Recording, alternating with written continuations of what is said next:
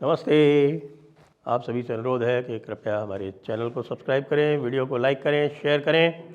आपणा के प्रोडक्ट्स नीचे डिस्क्रिप्शन में दिए हुए हैं, उन पर क्लिक करके आप उन्हें क्रैक कर सकते हैं। और याद रखें, the Jaipur dialogues Deccan summit at Pune 8 फरवरी 2025 का रजिस्ट्रेशन चालू है और अब मुश्किल से 10% सीटें बची हैं। बस अब आपके ऊपर है। वक्फ की प्रेत छाया, वक्फ की प्रेत छाया जो है वो अब प्रयागराज महाकुंभ पर भी पड़ गई है। अब आप ये बताइए कि एक मियाँ जी हैं रिजवी साहब, शहाबुद्दीन रिजवी, मैंने बताया था उसको, तो वो वक्फ को लेकर कह रहे हैं कि साहब कि यहाँ पर 54 बीघा ज़मीन जो है वो वक्फ की है, जिसको कि इस्तेमाल किया जा रहा है बग़ैर हमारी इजाज़त के। और ये लोग कह रहे हैं कि मुसलमानों को घुसने नहीं देंगे, तो अगर मुसलमानों को घुसने नहीं दिया तो हम ये वक्फ की सारी ज़मीन जो है वो वापस ले लेंगे। Very good. ये बात तो वैसे पहले आ चुकी है, मैंने थोड़ा इसका उल्लेख पहले भी किया था।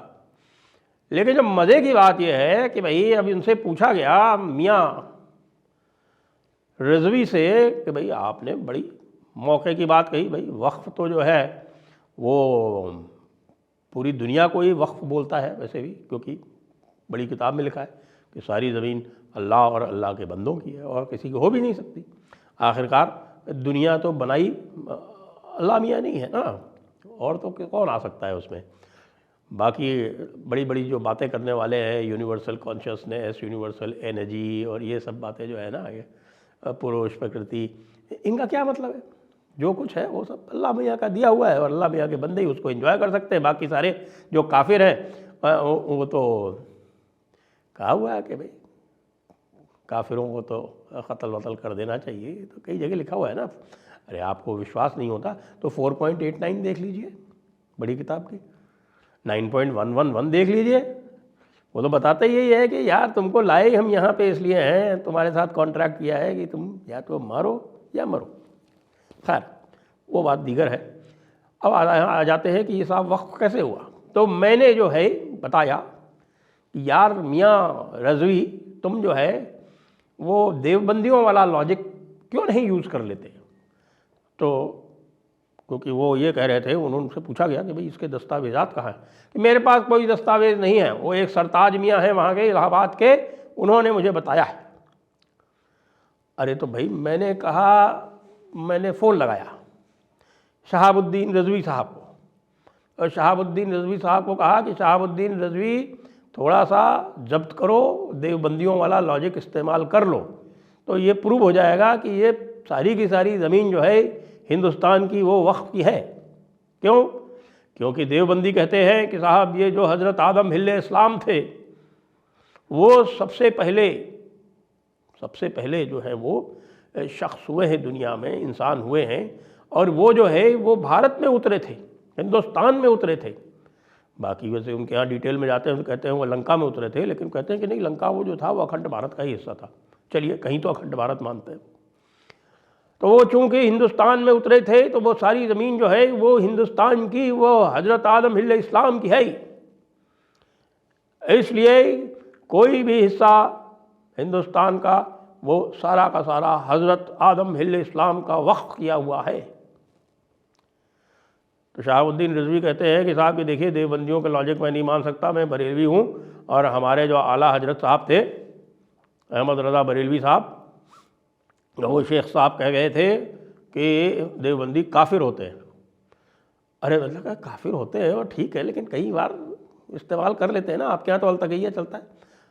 खैर शहाबुद्दीन रिजवी साहब नहीं मान रहे, तो साहब मैंने पता किया, इलाहाबाद के रिकॉर्ड का पता किया, तो इलाहाबाद के रिकॉर्ड में ये पता चला कि जो टोटल ज़मीन है मेले की, महाकुंभ की, वो है 16,000 बीघा।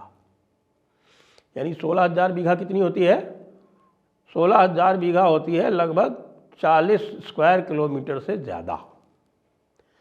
तो अब 16,000 स्क्वायर किलोमीटर, 16,000 बीघे की 54 बीघा ज़मीन पे लेके हमारे शहाबुद्दीन रिजवी साहब अड़े हुए हैं।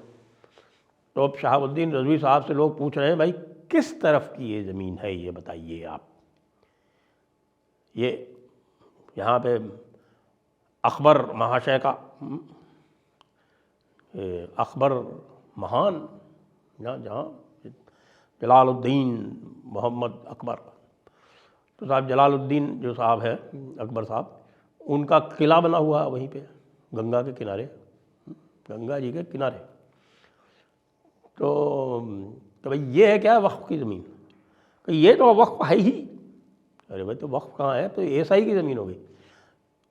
तुम्हारी जितनी भी ज़मीन थी वो सारी की सारी अंग्रेज़ों ने आके यहाँ पर और पूरा सेटलमेंट कर दिया, और पूरा सेटलमेंट करके सबके नाम अलग अलग ज़मीन कर दी। और ये जो है ये किला तो एएसआई के अंडर में आता है, तो तुम्हारी ज़मीन कैसे हो गई? ये हम नहीं जानते, दस्तावेज हमारे पास नहीं है, लेकिन वक्फ बोर्ड का कानून कहता है। अच्छा, फिर मैंने क्या किया कि साहब मैंने वक्फ बोर्ड में उसका एक पोर्टल बना हुआ है, वक्फ बोर्ड का एक पोर्टल बना हुआ है जिसमें उसकी सारी ज़मीनें जो है लिस्टेड है, आप भी जाकर देख सकते हैं उसमें और सर्च कर सकते हैं। तो जब मैंने उसमें सर्च किया तो पाया कि साहब की इस तरह की कोई भी ज़मीन जो है वो नहीं पाई जाती। दूसरी बात यह है कि जो कानून है वो ये कहता है कि नदी की कोई भी ज़मीन, अच्छा ये जो मेला लगता है, ये माघ मेला भी लगता है, हर साल लगता है माघ मेला। तो वही माघ मेला जो है, जो गंगा जी जब बरसात का पानी जो है वो घट जाता है, तो जो पूरा जो पाट होता है उस पाट में ये मेला लगता है। उसी में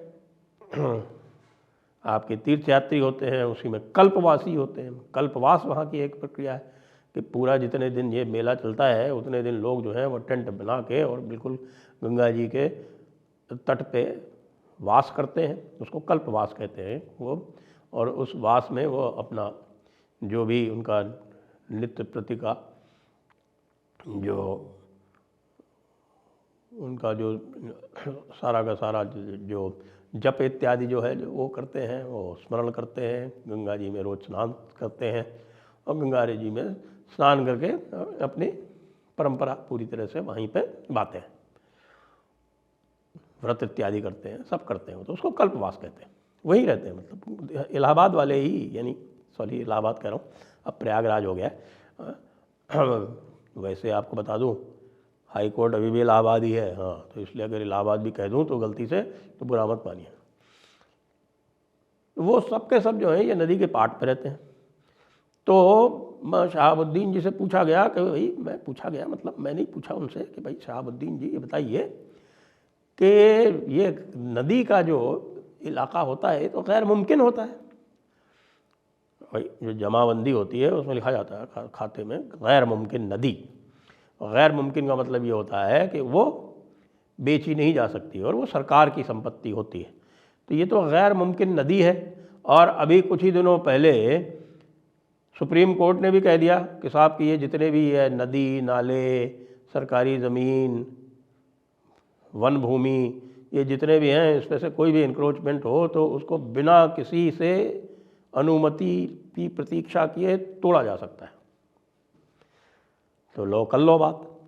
तो उसको रेलवे की ज़मीन, हाँ रेलवे की ज़मीन भी है उसमें, थोड़ा पहले आ जाता तो हल्द्वानी वाली भी खाली हो जाती।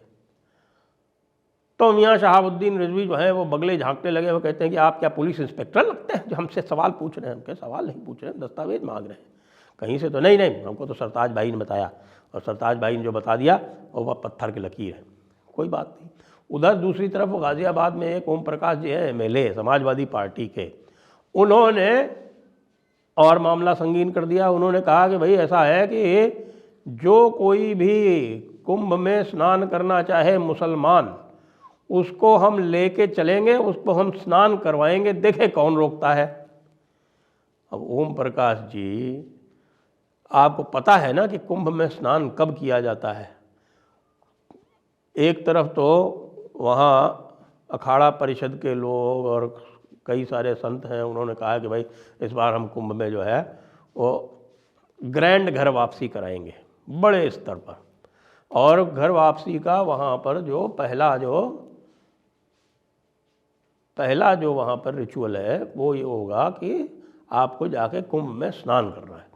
तो इसका मतलब ये है कि ओम प्रकाश जी जो है वो बड़े स्तर पर कह रहे हैं, लोगों का आह्वान कर रहे हैं कि भाई तुम्हारी जो है वो हिंदू धर्म में घर वापसी करानी है, जो कोई भी कराना चाहे वो हम आएंगे। तो ओम प्रकाश जी जो हैं वो अब हिंदू संतों के एजेंट बन गए, वहाँ पे वो घर वापसी कराएंगे लोगों को कुंभ में स्नान करा के। तो भाई ओम प्रकाश जी की बात अवश्य मानिए, जिसको जिसको घर वापसी कुंभ में स्नान करना है, आप कुंभ में स्नान करिए, ऑटोमेटिक आपकी घर वापसी हो जाएगी बिल्कुल।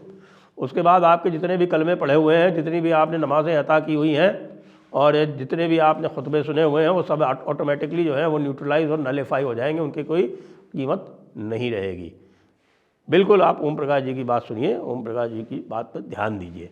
ये अलग बात है कि योगी जी जो हैं उनकी वक्र दृष्टि पड़ गई है इस मौलाना पर। वो कह रहे हैं कि अच्छा ये तो वही बात हुई जो संभल में झूठे वक्फ के कागजात दिए गए थे, जिसमें 55 स्क्वायर किलोमीटर संभल की ज़मीन जो थी वो पूरी की पूरी बता दी गई थी वक्फ की। इसी तरह से ये अब 55 वहाँ स्क्वायर किलोमीटर थी, यहाँ 55 बीघा हो रही। चलो भाई, मौलाना से जो स्टेटमेंट दिया है उसको वेरीफाई करो, और मौलाना अगर झूठ बोल रहा है तो फिर उसको इंसाइटमेंट के यानी 506 पुरानी IPC की धारा 506 उसमें इसको गिरफ्तार करो और इसको जो है थोड़ा बहुत इसको भी कुंभ में स्नान कराओ। तो अब मौलाना जी को कुंभ में स्नान कराया जाएगा, देखते जाइए। जय हिंद, जय भारत, वंदे मातरम।